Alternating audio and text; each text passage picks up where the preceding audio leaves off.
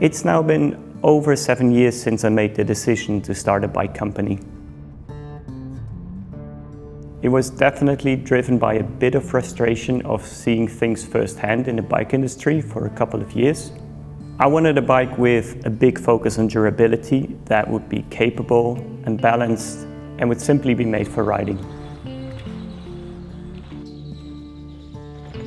It was never meant to be groundbreaking or the next big thing, but it was a shift of priorities in bikes at the time. A bike is a meeting of hundreds of details, and it's in these details where the RAAW bikes have evolved over time. A tweak here, a refinement there, all over the bike can add up to a huge difference in the way that it rides. While all the bikes over the years have painted a similar silhouette, there's been a ton that we've learned and that has changed over the short period of time that RAAW has been around.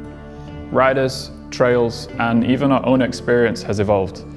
We always sought to retain what was working well and refine and improve what we thought we could to make the bikes better, to make them faster, and to make them, well, more raw.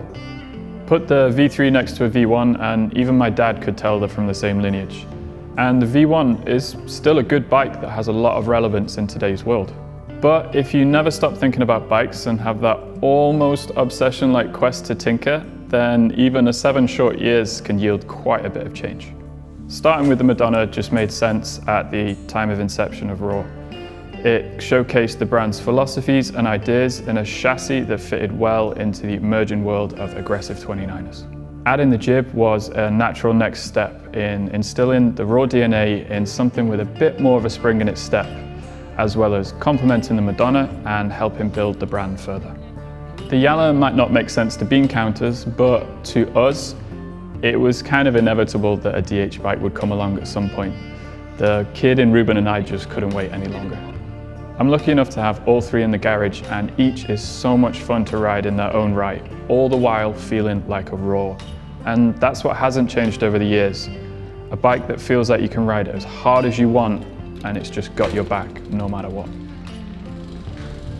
I've always been a big fan of keeping things simple. Our 3 bikes share a very similar DNA. We only offer 2 frame finishes, and we enjoy working closely with only a few suspension brands. Those are just a few examples of how we keep things simple, but it helps us to focus and hopefully be really good at what we do. Racing has been a confirmation of a lot of things that were initially just the ideas of 2 idiots with access to CAD. Bike shape, fit, feel, and adjustability have all had the stamp of approval from racers, mechanics, and fans alike.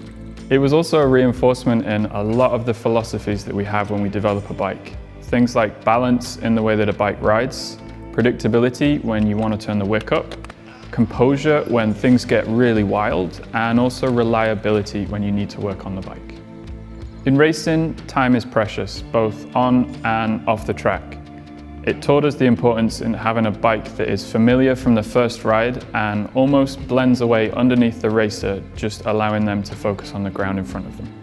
It also taught us that a bike shouldn't need a full strip down after each practice session, even if you have your own mechanic to do it. There are no performance gains from being at the edge of reliability.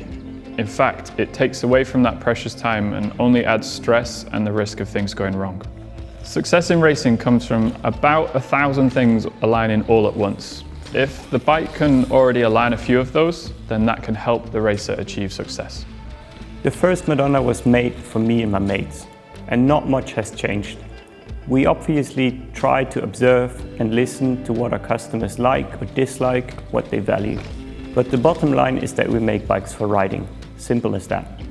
A solid bike that rides balanced and predictable and can be put away dirty. From our experience over the years, that gives a good base, no matter if you're a bike guide, racer, or a weekend warrior. From the first Madonna to the current V2.2, we've come to a point where it's just a super solid bike, and we're still stoked on how the whole concept works. But we've not been standing still. There is something new coming. We've taken our time to carefully decide on what to keep and what to improve. It will be all new, but all the same. We've never made change just for the sake of change. The importance of details and how much they can affect the bike as a whole is sometimes pretty scary. No doubt there will always be room for improvement. Nothing is ever perfect, but that doesn't mean you can't strive to achieve it. That's what should drive bike development, not a cyclical product life cycle.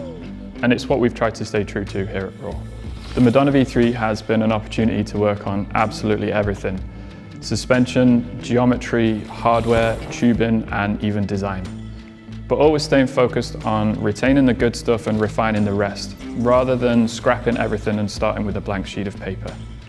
It's been an absolute blast to work on the Madonna V3, and I am f***ing excited every time I pull it out of the garage and go for a ride on it.